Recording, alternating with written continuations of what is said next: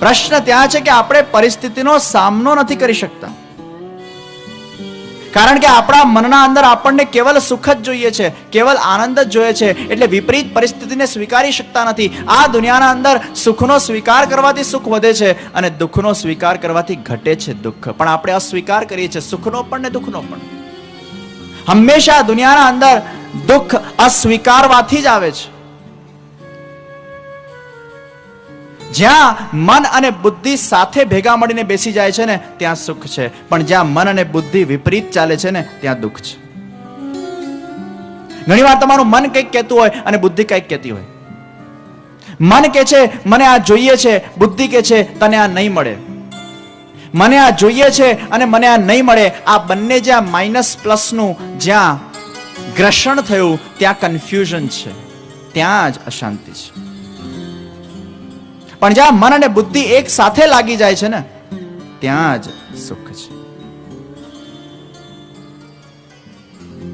પરિસ્થિતિનો સામનો, અને આ પરિસ્થિતિઓનો સામનો કરવા માટે તો શ્રી વલ્લભાચાર્યજી જેવા આચાર્યએ આટલો શ્રમ કરીને આટલા બધા સુંદર ગ્રંથોને પ્રગટ કરીને કે ભક્તિ માર્ગના અંદર જો તમારા અંદર આ જ્ઞાન હશે ને જગતનું, જીવનું, બ્રહ્મનું, તો જ તમે એમાં આગળ વધી શકશો. આ ધર્મશાસ્ત્ર શેના માટે છે? આ ધર્મ ગ્રંથો શેના માટે છે? શ્રી મહાપ્રભુજી ના ષોડશ ગ્રંથો શેના માટે છે? એ પ્રત્યેક ષોડશ ગ્રંથોના અંદર આપણા મનને કોન્સન્ટ્રેટ કર્યું છે.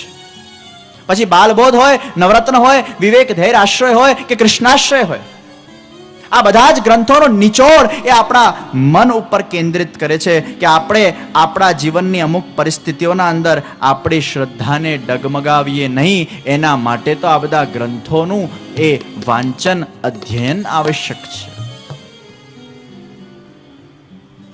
કેમ કે એવી અનેક પરિસ્થિતિઓ જીવનમાં આવતી હોય છે જેનો સામનો માણસ નથી કરી શકતો.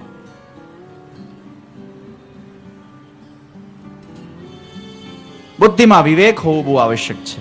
વિવેક એટલે શું કરવું અને શું ન કરવું એની સમજ, એ વિવેક. શું બોલવું, શું નહીં બોલવું એની સમજ, એ વિવેક. અને એ જ્ઞાનથી પ્રાપ્ત થાય છે. જ્ઞાન વગર એ વિવેક આવતું નથી, શ્રદ્ધા વગર એ વિવેક આવતું નથી. એકવાર એક રાજાએ એલાન કર્યું કે મારા રાજ્યમાં મારે બહુ બુદ્ધિશાળી મંત્રી મને જોઈએ છે.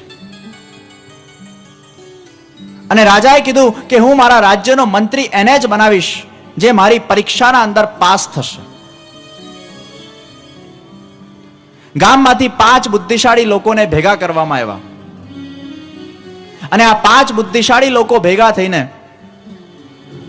રાજાના દરબારમાં જ્યારે હાજર થયા ત્યારે રાજાએ કહ્યું છે કે કાલે હું તમારી પરીક્ષા લઈશ અને મારી પરીક્ષાના અંદર તમે પાસ થશો ને તો જ મારા રાજ્યના તમે મંત્રી પદને શોભાવશો. અને આ પરીક્ષા શું છે તમને ખબર છે? રાજાએ કીધું કે કાલે તમારા સામે એક બહુ મોટો વૈજ્ઞાનિક તાળાને પ્રસ્તુત કરવામાં આવશે. અને આ વૈજ્ઞાનિક તાળું એ અનેક પ્રકારના કેલ્ક્યુલેશન્સ કર્યા પછી જ ખુલશે. Without calculation you cannot open this. ખૂબ વાંચીને અધ્યયન કરીને બધા આવજો. અને કાલે તમારી પરીક્ષાના અંદર જે વ્યક્તિ સૌથી ઓછા સમયમાં આ તાળાને ખોલશે એને મારા રાજ્યનો હું મંત્રી બનાવીશ. હવે આ 5 જણામાંથી જે 4 જણા હતા ને એ મંડ્યા બધા પ્રકારની ચોપડીઓ વાંચવા, કેટલા પ્રકારના તાળા હોય એનું સંશોધન કર્યું, આ તાળાઓને કઈ રીતે ખોલી શકાય એનું સંશોધન કર્યું, મેથ્સનું સંશોધન કર્યું. એટલા બધા ચોપડી વાંચ વાંચ વાંચ વાંચ કરવા લાગ્યા અને 5 વાગ્યા સુધી સવારે ઉજાગરા કર્યા અને પછી ઊંઘી ગયા. પણ એક માણસ એવો હતો કે જેને કોઈ ઉજાગરો કર્યો નથી. એને વિચાર્યું કલ કા કલ દેખા જાયગા, કાલે પરીક્ષા છે. કારણ કે તાળું કેવું છે આપણને ખબર નથી. એક વસ્તુ યાદ રાખજો કે જ્યારે તમને ખબર હોય કે શું આવવાનું છે તો એનું અધ્યયન થાય ને. એક્ઝામના અંદર પણ પ્રશ્ન એમાંથી જ પૂછાય છે જે તમારો કોર્સ છે. કોર્સના બહારથી પ્રશ્ન ક્યારે પણ પૂછાવાનો નથી. તમારા મનમાં એક વસ્તુ નક્કી છે કે આ કોર્સ છે અને આ કોર્સમાંથી જ બધા પ્રશ્નો પૂછાવાના છે, આના બહારથી નથી આવવાનું. પણ અહીંયા તો ખબર જ નથી કે કેવું તાળું છે, તો એનું સંશોધન શાનું? દુનિયાના અંદર પણ પરિસ્થિતિ ખબર જ નથી કેવી આવવાની છે, એનું સંશોધન શાનું?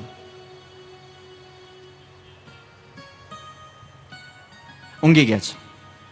સવારે ઉઠ્યા અને ઉઠીને આ 5 મહારથીઓ એ દરબારના અંદર હાજર થયા છે.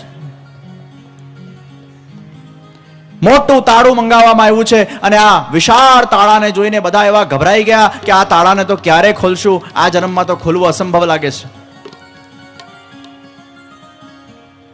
પહેલો માણસ ગયો, તાળાને છંછેડ્યું, ગળમથલ કરી, આમ કર્યું તેમ કર્યું, તાળું ખુલ્યું નહીં. બીજો ગયો, ખુલ્યું નહીં. ત્રીજો ગયો, ખુલ્યું નહીં. ચોથો ગયો, ખુલ્યું નહીં. આ ઉજાગરા વાળા. જે પાંચમો હતો ને, જેને ઉજાગરો નથી કર્યો, એ રિલેક્સ થઈને સૂઈ ગયો છે. અને ઉઠીને સૌથી પહેલા એને તાળાની પરિક્રમા કરી. અને તાળાની જ્યારે એને પરિક્રમા કરી ત્યારે એને નોટિસ કર્યું કે તાળું તો પહેલાથી જ ખુલ્લું છે. તાળું પહેલાથી જ ખુલ્લું છે. અને એને તરત આમ કડીને નીચે કરી અને તાળું ખુલી ગયું. અને રાજા કહે છે, હું આ વ્યક્તિને મારા રાજ્યનો મંત્રી બનાવીશ કે જે સૌથી પહેલા તાળાને જુએ છે ક્યાંથી બંધ છે. આપણા જીવનના અંદર પણ આ પરિસ્થિતિઓ એ તાળા જેવી હોય છે. ઘણીવાર પરિસ્થિતિઓ એ ખુલી જ હોય છે, પણ આપણા મનથી એનું બંધન થતું હોય છે અને આપણા મનથી એનું સ્ટ્રેસ આપણે લેતા હોઈએ છીએ. એટલે ખુલેલી તાળા જેવી પરિસ્થિતિ પણ આપણને એ બંધિયાર લાગે છે અને સમયનો સદુપયોગ આપણે કરી શકતા નથી. કેમ કે વિવેક બુદ્ધિ નથી. પરિસ્થિતિઓને તમારા પર હાવી નહીં થવા દો. અરે તમે પરિસ્થિતિ પર હાવી થાઓ. ટેલ ધ પરિસ્થિતિ, મારા જીવનના અંદર આનો સામનો કરવાની મારા મનના અંદર એ ચેલેન્જિંગ કેપેસિટી છે. પરીક્ષામાં પાસ થવું એ જ તો પરીક્ષા છે. આપણે એમ વિચારીએ કે મને મારા અનુસાર જ બધું મળી જાય, એ તો જીવન નથી. દુનિયાના અંદર આપણા અનુસાર જ બધું આપણને મળી જાય એને જીવન ના કહેવાય. આપણા વિપરીત જે થાય એને જીવન કહેવાય. કેમ કે એ જ પરીક્ષા છે. પરીક્ષાના અંદર બધા સહેલા પ્રશ્ન આવી જાય એ પરીક્ષા ના કહેવાય, પણ પરીક્ષાના અંદર અમુક અઘરા પ્રશ્ન આવે એ પરીક્ષા કહેવાય. આપણું મન ઘણીવાર બંધાય છે. આ બંધન કરનાર આપણું મન જ છે.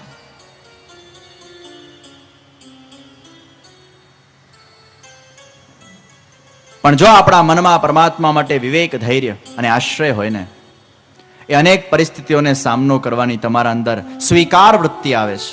એ સ્વીકાર વૃત્તિ ક્યારે આવશે? જ્યારે ધૈર્ય આવશે. હું સત્ય ઘટના કહું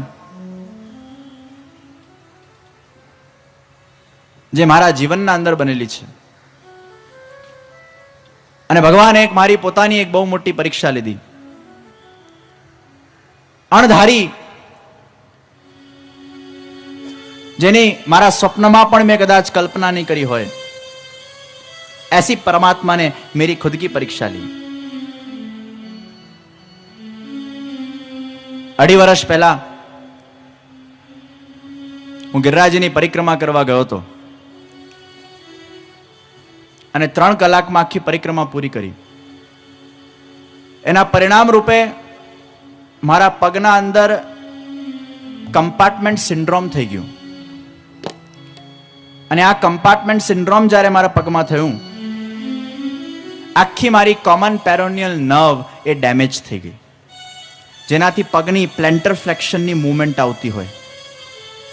આખા પગમાં ફૂટ ડ્રોપ થઈ ગયું. આખી નર્વ મારી કચડાઈ ગઈ. 4-5 દિવસ તો કઈ ખબર પડી નહીં કે શું થયું. બ્લડ વેસલ પર એટલો બધો પ્રેશર આવેલો કે બ્લડ વેસલમાંથી મસલ્સને લોહી પહોંચતું બંધ થઈ ગયું. એટલે અંદર ને અંદર મારો લગભગ 1.5 ફૂટ જેટલો મસલ એ સડી ગયો, ડેડ થઈ ગયો. 3-4 દિવસ તો બરોડા પહોંચીને લાગ્યું કે આ ફાસ્ટ ચાલવાના કારણે આવી કંઈક વિપદા આવી છે એટલે ચલાતું નથી. પણ જ્યારે સર્જનને બતાડવામાં આવ્યું 5મા દિવસે હોસ્પિટલ પહોંચ્યો. પિતૃચરણ માતૃચરણ પણ એ વખતે હતા.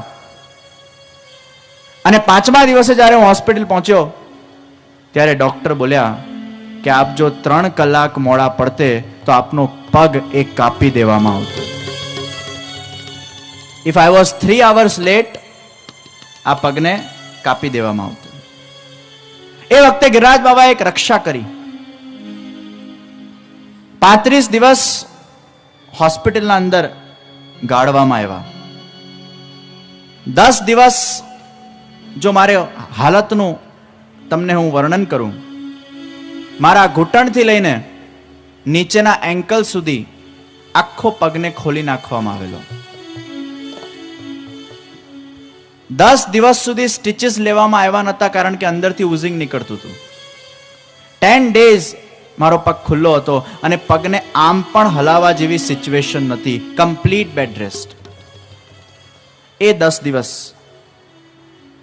અને એના પછી ફરી સ્ટિચીસ લીધા, ફરી કોમ્પ્લિકેશન થયા. જો ઠાકોરજીની પરીક્ષા, ફરી ખોલવામાં આવ્યા, ફરી કોમ્પ્લિકેશન થયા, ફરી લીધા. 4 વાર સ્ટિચીસની ખોલ બંધ થઈ. લગભગ એ વખતે 5 વાર તો એનેસ્થેસિયા મને આપ્યું હશે ડ્રેસિંગ વખતે.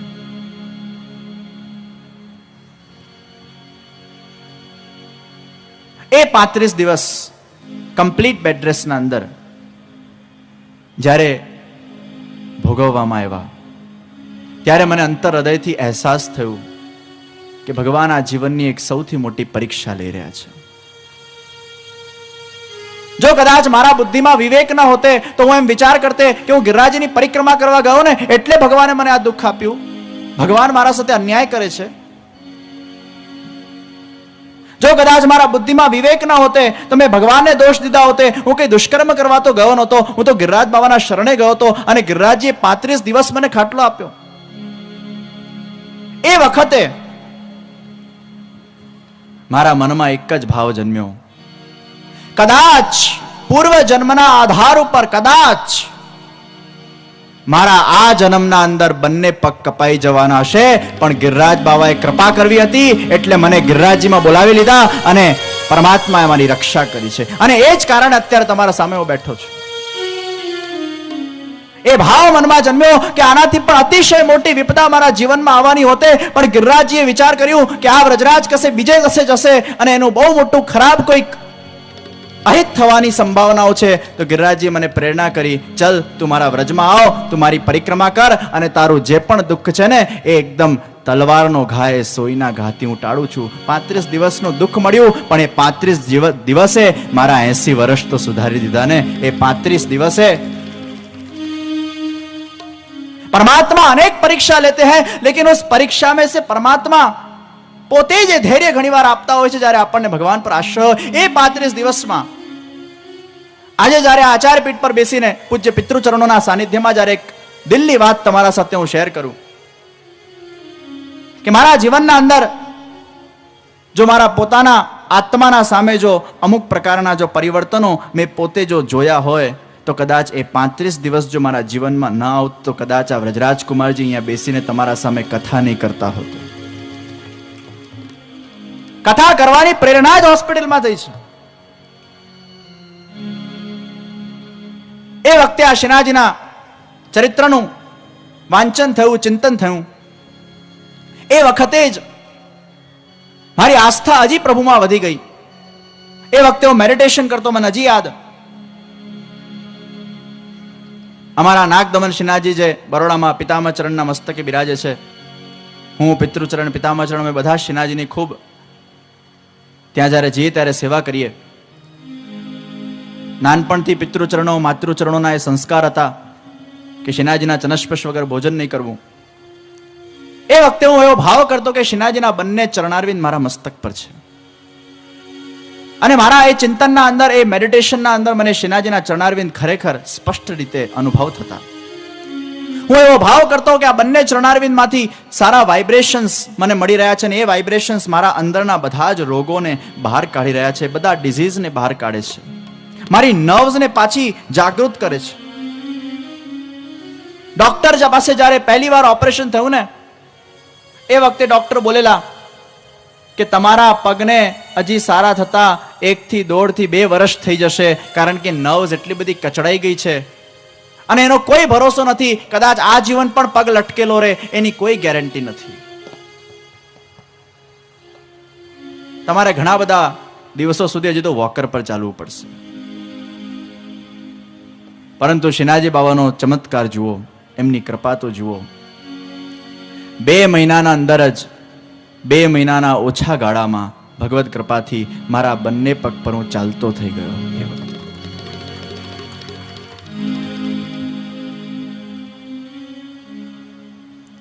અને એ મેડિટેશન્સના અંદર મને એવો અહેસાસ થવા લાગ્યો કે જગતગુરુ શ્રી વલ્લભાચાર્યજી મહાપ્રભુજીના કુળના અંદર જો અમારા જેવા જીવને જો જન્મ મળ્યું હોય તો એ કેવા કંઈક ગયા જન્મના સારા કંઈક પુણ્ય હશે, કર્મો હશે, પ્રભુની ઈચ્છા હશે કે આવા પવિત્ર કુળના અંદર અમારા જેવા જીવને એક જન્મ પ્રદાન થયું શ્રી મહાપ્રભુજીના વંશના અંદર.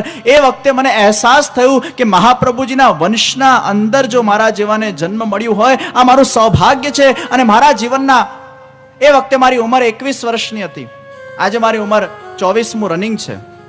એ 21 વર્ષની વયે મારા મનમાં આ ભાવ આવ્યો કે મારા જીવનના જે 50 કે 60 વર્ષો હવે બાકી હોય મારે સમાજ માટે કે ધર્મ માટે સમર્પિત કરવા છે. ત્યારે મેં વિચાર કર્યો, આ પગ છે ને એ ભગવાનની ગિફ્ટ છે. આ પગ એ ભગવાને મને ગિફ્ટ રીતે આપ્યો છે અને આ પગ દ્વારા વિશ્વભરમાં જ્યાં પણ યાત્રા થાય એ કેવલ ધર્મ માટે, પુષ્ટિ માર્ગ માટે, સમાજ માટે નિસ્વાર્થ ભાવે સમર્પિત થઈને યાત્રા થાય. એમાં કોઈ મારી અંગત સ્વાર્થ ભાવના મારે જોઈતી નથી. वो केवल मैं समाज को समर्पित कर दूं, ये पैर जो भगवान ने मुझे दिया है वो एक गिफ्ट है. આ ગિફ્ટ છે એટલે જ અહીંયા બેઠો છું ને. આ ગિફ્ટ છે એટલે બધે પરિભ્રમણ કરી શકું છું ને. ત્યાર પછી મારી ફેબ્રુઆરીમાં 2008 વ્રજયાત્રા હતી. ઠાકોરજીની કૃપાથી હું વ્રજયાત્રામાં પણ સંમેલિત થઈ શક્યો. અને પછી જુઓ ઠાકોરજી કેટલી પરીક્ષાઓ લે છે. 2007 ડિસેમ્બરમાં હું હોસ્પિટલ એડમિટ થયો. 22મી જાન્યુઆરી 2008 હું હોસ્પિટલમાંથી રિલીઝ થયો. ફેબ્રુઆરી 9 થી ને 19 ફેબ્રુઆરી સુધી હું વ્રજયાત્રામાં આખી ગયો, ભલે પેલું પગમાં પહેરીને. અને જૂનના અંદર હું ટોરેન્ટો જ્યારે ગયો ત્યારે ભગવાને બીજી પરીક્ષા લીધી. એ ટોરેન્ટોમાં એ જ ડાબો પગ ફરી ટ્વિસ્ટ થઈ ગયો અને ફરી 10 દિવસનો ખાટલો ટોરેન્ટોમાં આવ્યો. જો તો ઠાકોરજી કેવી પરીક્ષા લે છે. પણ એ 35 દિવસમાં બહુ સારા સંકલ્પો લેવાયા. એ 35 દિવસે મારા આવનાર વર્ષોના લક્ષ્યોને બદલી નાખ્યા. જીવનના અંદર હંમેશા વિઝન જોઈએ, લક્ષ્ય જોઈએ. અને લક્ષ્યના અંદર જ્યારે સંપ્રદાય આવી જાય ને ત્યારે તમે સંપ્રદાય માટે જીવો છો. લક્ષ્યના અંદર જ્યારે કેવલ તમારો સ્વાર્થ આવે છે ત્યારે તમે તમારા માટે જીવો છો, પણ લક્ષ્યમાં જ્યારે સંપ્રદાય આવે છે ત્યારે તમે તમારા સંપ્રદાય માટે જીવી શકો છો, સમર્પિત કરી શકો છો. એ વખતે મારા લક્ષ્યમાં સંપ્રદાય આવ્યું. કદાચ એ 2 વર્ષ પહેલા મારા લક્ષ્યના અંદર 50% મારો પોતાનો સ્વાર્થ હશે અને 50% કદાચ સંપ્રદાયનું હિત હશે. પણ એ 35 દિવસે એ જે જીવનના અંદર પરિવર્તન લાવ્યા અને મેં નક્કી કર્યું કે મારા જીવનમાં મારું વિઝન, મારું લક્ષ્ય એ પંચામૃત પ્રોજેક્ટ છે. મને વિચાર આવ્યો કે આ વિશ્વના અંદર અનેક કથાઓ થાય, અનેક સત્સંગો થાય, અનેક પ્રવચનો થાય, અનેક સુંદર સુંદર કાર્યો થતા હોય છે.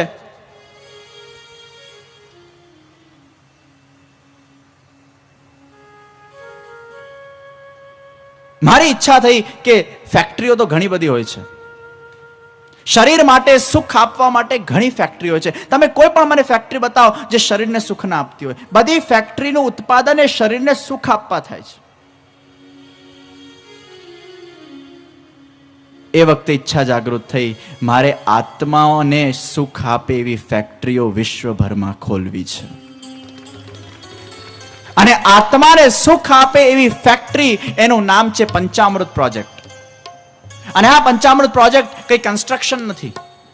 આ પંચામૃત પ્રોજેક્ટ એટલે એ પંચામૃતના અંદર સૌથી પહેલું છે કથામૃત. મેં એ વખતે નક્કી કર્યું કે વિશ્વના ખૂણે ખૂણે શ્રીનાથ ચરિત્ર કે શ્રીમદ ભાગવત કથાઓના માધ્યમથી સૌથી પહેલા બીજારોપણ થાય. હંમેશા કથાથી બીજ રોપાય.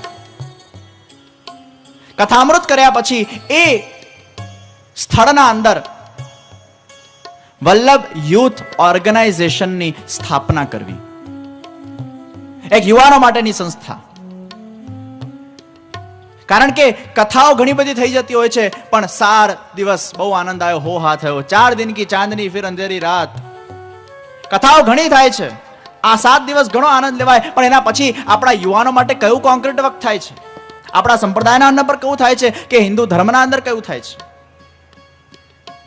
આજના યુવાનોને જે જ્ઞાન આપવાની જરૂર છે, જ્ઞાન એ લોકોને મળતું નથી, કારણ કે યુવાનો કથામાં આવતા નથી. માતા પિતા પણ પોતાના જીવનમાં વ્યસ્ત હોય છે. છોકરાઓની પરવરિશના અંદર ધર્મનું જ્ઞાન અપાતું નથી, અને મોટા થઈને એમનામાં હોતું નથી, એમના છોકરામાં આવતું નથી. અરે આગળનો વિચાર કરો, આખી જનરેશનો આપણી બગડી રહી છે. જરા થોડુંક તો વિચારો.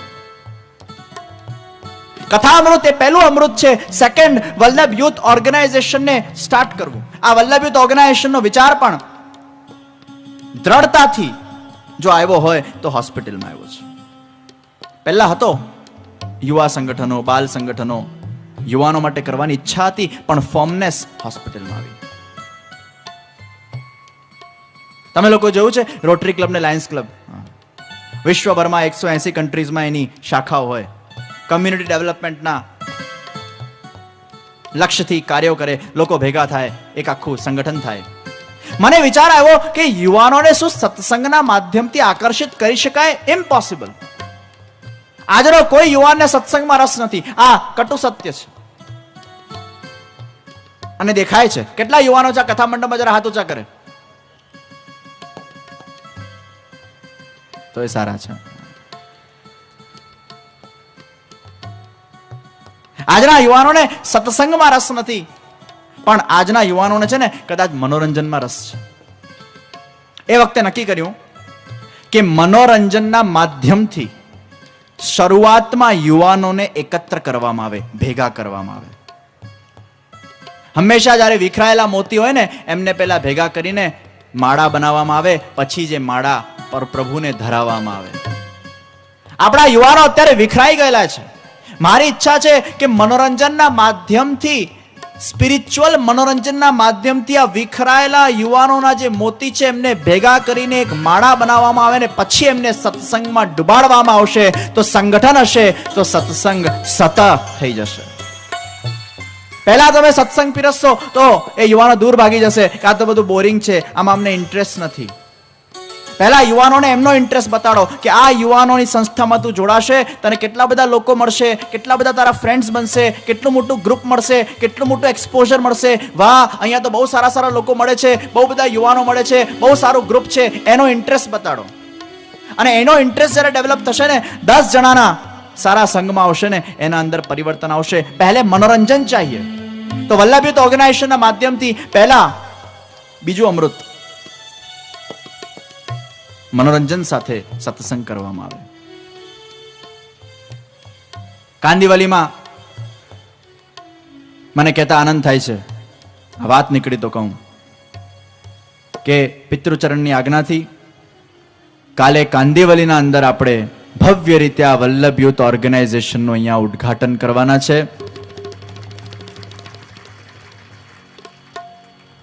ભવિષ્યના અંદર અહીંયા અલગ અલગ એના સેન્ટર્સ ખુલશે, અલગ અલગ ઘરોના અંદર ગેટ ટુગેધરિંગ્સ થશે, સત્સંગ થશે, અને નવા ફોર્મેટથી આખું સત્સંગ કરવામાં આવશે. સત્સંગ એટલે પુષ્ટિમાનમાં તમે વાંચો 84-252 વૈષ્ણવની વાર્તા વાંચન એ સત્સંગ ના, આખું VCD સત્સંગ આરંભ થશે. આ વલ્લભ યુથ ઓર્ગેનાઇઝેશન જ્યાં જ્યાં અમે સ્થાપશું, મારું ત્રીજું અમૃત છે નો યોર લાઈફનો કોર્સ. આ પણ પ્રગટ થયું હોસ્પિટલમાં.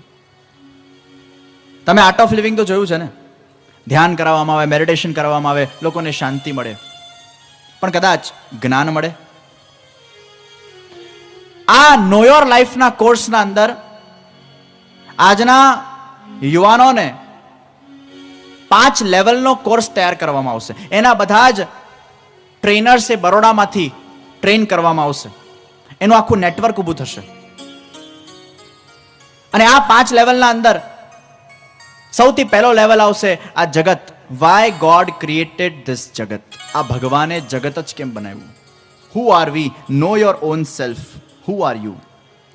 સેકન્ડ લેવલના અંદર આખું ગર્ભ સંસ્કાર આવશે. થર્ડ લેવલના અંદર આખી કર્મની થિયરી આવશે. ફોર્થ લેવલના અંદર સનાતન હિન્દુ ધર્મ આવશે. અને ફિફ્થ લેવલના અંદર પુષ્ટિ માર્ગ આવશે. આ 5 લેવલના કોર્સ, એક લેવલ 3 દિવસનો કોર્સ ચાલે. અને મારી ચેલેન્જ છે કે આ 5 લેવલના કોર્સને જે પણ યુથ અટેન્ડ કરશે, એના જીવનના અંદર એના આત્માના લક્ષ્યો એ નક્કી કરશે. એને લાઈફનો ઇમ્પોર્ટન્સ ખબર પડશે કે આ લાઈફનું શું ઇમ્પોર્ટન્સ છે, આ સમયનું શું ઇમ્પોર્ટન્સ છે, મારા જીવનમાં આની પણ શું મહત્તા છે. આ કોર્સીસ તૈયાર થશે. ચોથું અમૃત છે સ્પિરિચ્યુઅલ સ્કૂલ. મારા મનમાં વિચાર આવ્યો કે જ્યાં જ્યાં કથા કરીએ એ સેન્ટરમાં કથા કર્યા પછી પહેલા વિવાહો કરવું, નો યોર લાઈફનો કોર્સ ચાલુ કરવું, ત્રીજું સ્પિરિચ્યુઅલ સ્કૂલ ચાલુ કરવી, એના એટલા બધા સેન્ટર્સ ખોલવા. બરોડાના અંદર સ્પિરિચ્યુઅલ સ્કૂલ એટલી સરસ ચાલે છે, લગભગ 150 થી 200 છોકરાઓ એમાં ભણે છે. 5 સબ્જેક્ટ અમે તૈયાર કર્યા છે એમાં. પહેલો સબ્જેક્ટ આખો કૃષ્ણ ભગવાન પર, બીજો સબ્જેક્ટ આખો જીવન ઘડતર ઉપર, ત્રીજો સબ્જેક્ટ આખો યોગ ઉપર, ચોથો સબ્જેક્ટ આખો પુષ્ટિ માર્ગ ઉપર, અને 5મો સબ્જેક્ટ આખો હિન્દુ ધર્મ ઉપર. દર મહિનાના પહેલા ને બીજા રવિવારે આ ક્લાસીસ થાય. કેમ કે આજે છોકરાઓને 4 રવિવાર મળતા હોય, એમાંથી 2 રવિવાર આપણે રાખીએ, અને એ પણ સવારે 12 થી 10 થી 12 નો ટાઈમ રાખીએ. એના યુનિફોર્મ્સ પહેરાવવામાં આવે. 2 વર્ષનો આખો કોર્સ ચાલુ થાય. 5th, 6th, 7th અને 8th ધોરણમાં ભણતા છોકરાઓ માટે. બહુ ટાબરિયા પણ પછી સિન્સિયરલી ભણે નહીં, અને 8મા ધોરણ પછી બોર્ડ્સ આવે એટલે એમાં પણ બહુ સિન્સિયરિટી ના આવે. 2 વર્ષનો આપણે આપણા બાળકો માટેનો સ્પિરિચ્યુઅલ કોર્સ આખો ચાલુ કરશું. 5મા, 6ઠા, 7મા, 8મા ધોરણનો છોકરા માટે, અને 48 ક્લાસ એને ખાલી ભરવાના છે. આ 48 ક્લાસના અંદર એના અંદર ઘણા બધા ચેન્જીસ નોટિસ એના માતા પિતા નિશ્ચિત કરશે. ચોથું અને 5મો અમૃત છે સેવા શિબિર. આજે લોકોને સત્સંગ સાંભળીને બધા જ જાય છે, પ્રવચનો સાંભળીને બધા જ જાય છે, પણ સેવા કઈ રીતે કરવી જોઈએ ને સેવા માટેના જે મિસકન્સેપ્શન્સ લોકોના મનમાં આવી ગયા છે, એ સેવા માટેના મિસકન્સેપ્શનને મારે દૂર કરવા છે. અને આખા ભારત અને વિશ્વના અંદર એ સેવા શિબિરનો પણ આખો એક નેટવર્ક ઓપન કરવો છે. જે સેન્ટરમાં મારી શિબિર થાય તે જગ્યાએ 10 જણા હું તૈયાર કરું, એ 10 જણા બીજા 10ને તૈયાર કરે. એમ કરતા આખા એ સેન્ટર્સના અંદર એક મોટું સેવા શિબિરનું એક નેટવર્ક ઊભું થાય. જે પણ વ્યક્તિ બ્રહ્મ સંબંધ લે એ આ સેવા શિબિરના ક્લાસીસમાં જાય. કેમ કે આજે સંપ્રદાયના અંદર હવેલીઓ બધે જ છે, દર્શન બધે જ થાય છે, પણ આપણા પુષ્ટિ માર્ગમાં શું આવા સેન્ટર્સ છે કે જ્યાં યુવાનોને ટ્રેનિંગ આપી શકાય, જ્યાં સેવાની ટ્રેનિંગ મળી શકાય, જ્યાં યુવાનોને નોલેજ મળી શકે? આવા ક્યાં સેન્ટર્સ છે? આપણે કથાઓ કરતા હોઈએ, પ્રવચનો કરતા હોઈએ, સત્સંગો કરતા હોઈએ, પણ આવા સેન્ટર્સની આજના સંપ્રદાયને, આજના હિન્દુ ધર્મને ખૂબ આવશ્યકતા છે કે જે સેન્ટરમાં જઈને લોકો ટ્રેનિંગ લઈ શકે. આ 5 અમૃત એ આત્માને માટેની ફેક્ટરી છે. બરોડા એનું હેડક્વાર્ટર રહેશે. આખા વર્લ્ડના 17 કન્ટ્રીઝમાં આ વલ્લભયુત ઓર્ગેનાઇઝેશનને લઈ જવાનું એક ભગવત કૃપાથી એ વખતે એ 35 દિવસમાં એક લક્ષ્ય આરંભ થયું. અને અત્યાર સુધી લગભગ 8 જગ્યાએ આપણે આના સેન્ટર્સ ખોલી દીધા છે. નો યોર લાઈફનો કોર્સ આપણે 2012માં આરંભ કરશું, પણ વલ્લભયુત ઓર્ગેનાઇઝેશન સંસ્થાને આપણે કાલના દિવસ અહીંયા નિશ્ચિત આરંભ કરીશું. આ પંચામૃત પ્રોજેક્ટ ક્યાં પ્રગટ થયા? હોસ્પિટલમાં. અને એ વખતે આ વિવાહોનો જ્યારે હું વિચાર કરતો હતો ને, ત્યારે એક સુંદર ભાવો એ વખતે પ્રગટ થયા. કાગળ પેન હાથમાં લઈને એ વિવાહો માટેના ચિંતન કરતા જ્યારે હું એનું મોટું સ્વરૂપ જોતો હતો કે 50 વર્ષ પછી કદાચ આ વિવાહો ક્યાં પહોંચી જશે, એનું કેવું નેટવર્ક હશે, ત્યારે એમાં મેં લખ્યું, युवा दिलों की धड़कन है विवायो, नौजवानों की गर्जन है विवायो, एक नई दिशा एक नई सुबह है विवायो, जवा संघर्षों की नई बात है विवायो, वल्लभ यूथ ऑर्गेनाइजेशन. संवेदना हम बहती करे, हम मानवता के कार्य करे, हम प्रेम को अपना धर्म बनाकर श्री वल्लभ की राह चले. हम रुके नहीं, हम डरे नहीं, हम किसी के आगे झुके नहीं, निस्वार्थता से कार्य करे, हम हारे नहीं, हम थके नहीं. આ બધા શબ્દો એ વખતે પ્રગટ થયા અને આખો વિવાહનો થીમ સોંગ નું પ્રોડક્શન પણ એ 35 દિવસમાં થયું. Krishna my love, Krishna my heart, Krishna the player of flute I like, આ કવિતા પણ એ 35 દિવસોમાં બની. શ્રીનાથ પ્યારે પ્યારે, શ્રી યશોદા કે દુલારે, આ ભાવ પણ એ 35 દિવસમાં સ્મરણ્યા. આજે જ્યારે ये फ्लैशबैक में હું चिंतन करूं कि ये 35 दिन ने मेरे जीवन के अंदर कितना बड़ा डिफरेंस ला दिया. હવે વિચાર કરો, એ ભગવાને મને દુઃખ આપ્યું કે ભગવાને સુખ આપ્યું? જીવનમાં જે થાય છે એમાં આપણું હિત હોય છે. જીવનમાં જે થાય છે એ ભગવાન આપણા પાસે કઈ સારું કરાવવા માંગે છે. એ અહેસાસ એ વખતે મારા જીવનના અંદર મેં અનુભવ્યો અને અનુભવીને તમને કહું છું. उस वक्त उसको मैंने अनुभूत किया. પરમાત્મા ક્યારે પણ આપણું અહિત વિચારતો નથી. અને આજના યુવાનોમાં આ સંસ્કારને નાખવાની આવશ્યકતા છે કે તમારા જીવનમાં પરમાત્મા હંમેશા તમારા સાથે છે. वो कभी भी तुम्हारा अहित नहीं करेगा, कभी भी तुम्हारा बिगाड़ेगा नहीं. તો તમે પરિસ્થિતિને સ્વીકારશો. જો પરમાત્માએ મારા સાથે બગાડ્યું, મારું પ્રારબ્ધ ખરાબ છે, મારું લક ખરાબ છે, હું જ અનલકી છું, મને જ અસફળતા મળે છે, મને જ દુઃખ મળે છે, જો આવા વિચારો કરશો તમે વર્તમાનને ડૂબાડો છો. વર્તમાનને સવારવાનું છે. અરે जिंदगी जख्मों से भरी है, वक्त को मलहम बनाना सीख लो. जिंदगी जख्मों से भरी है, वक्त को मलहम बनाना सीख लो. अरे हारना तो है ही एक दिन मौत के सामने, फिलहाल जिंदगी से जीतना सीख लो. फिलहाल जिंदगी से जीतना सीख लो. આ સમયમાં જીતવાનું શીખીએ ને તો અનેક ચેલેન્જીસને સ્વીકાર કરવાની માણસના અંદર એક કોન્ફિડન્સ જાગૃત થાય છે. પરમાત્માની શરણાગતિથી જ મનુષ્યનું મન એ કોન્ફિડન્ટ બને છે, રિલેક્સ બને છે. બીકોઝ એ કોઈના આશ્રિત છે. માથા ઉપર જ્યારે છત્રી હોય ને ત્યારે આપણને શાંતિ મળે છે કે આ છાંટો મને પહોંચી શકતો નથી, કારણ કે છત્રી છે એ માથા ઉપર જ્યારે પરમાત્માનો આશ્રય રૂપી છત્રી હોય ત્યારે પણ આપણને શ્રદ્ધા છે કે પરમાત્મા કોઈ પણ છાંટો એ મારા જીવનને બગાડવાનો નથી. પણ છાંટાઓ તો આવવાના, વરસાદ તો આવવાનું, મોજાઓ તો આવવાના. उसमें ही नहाना है, उसमें ही हमारे अपने आप को सेव करना है. વરસાદ નહીં પડે એવું તો થવાનું નથી, વરસાદની પણ જરૂરી છે, પણ છત્રી જોઈએ ને. મોજાઓ નહીં આવે તો સાગર ચાલવાનો નથી, પણ મોજાઓમાં તરવા માટે નાવ જોઈએ, જહાજ જોઈએ. સાધન વડે વ્યક્તિ તરી શકે છે, પણ મોજાઓ આવશે એનો સામનો કરવો. ભગવાન સજ્જનોને દુઃખ આપે છે અને ભગવાન દુર્જનોને સુખી રાખે છે. આ બધી માન્યતાઓને મનમાં કાઢો. ભગવાન એ સર્વનું હિત વિચારે છે.